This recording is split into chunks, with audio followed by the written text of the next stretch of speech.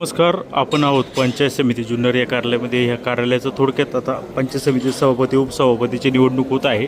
थोडक्यात तुम्हाला माहिती द्यायची, हे जे कार्यालय आहे हे गटविकास अधिकारी यांचं कार्यालय आहे आणि सभापती यांचं कार्यालय इकडं आहे. ते सभापती कार्यालय देखील आता मी दाखवतो कसे असते सभापतीसाठी बसण्याची केबिन. हे आता आपण पाहूया. हे सभापती यांचं कार्यालय आहे आणि बस आणि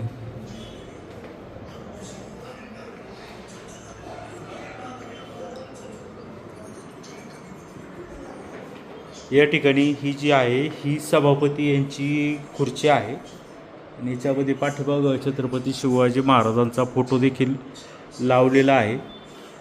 2 AC आहेत.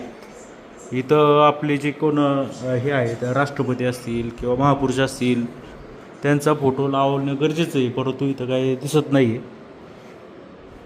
या ठिकाणी टॉयलेट आहे वाटतं, ती पण आपण दाखवूया. ठीक आहे. बरेच दिवस ही इमारत बंद असल्यामुळं नाही का. हां, अक्षय आहे ना ते आलं. आता या ठिकाणी आता आपण जाऊया उपसभापती पदाच्या केबिनमध्ये. आता सभापतीपदी कमल शेळकंदे त्या खुर्चीवर बसतील आणि हे उपसभापती यांची केबिन आहे. ती कशी आहे आतमधून केबिन हे देखील आपण पाहूया. तर या ठिकाणी देखील तिकडे 2 AC होते, इथं 1 AC आहे. थोडीशी छोटी आहे केबिन आणि हे सीट खराब झाले. हे सीट आहे उपसभापतीचं. आता अमित डोले हे या चेअरवर बसतील असं हे आहे. अमित डोले हे जे आहेत उद्धव ठाकरे यांचे सदस्य, त्यांनी यांना पाठिंबा दिला असल्यामुळं शिंदे गटाच्या कमल शेळकंदे यांना पाठिंबा दिला असल्यामुळं आता शिवसेना या ठिकाणी सत्तेमध्ये बसणार आहे. आणि उपसभापतीसाठी अगोदर असं चाललं होतं की भाजपचे संजय वराडे आहे त्यांना संधी द्यायची, परंतु जर उपसभापती संजय वराडे यांना जर अगोदर संधी दिली तर त्यांच्या ज्या नेत्या आहेत भाजप नेत्या त्यांचा या ठिकाणी सगळा कारभार चालेल या म्हणजे उपसभापती पदाच्या केबिनच्या सहाय्याने.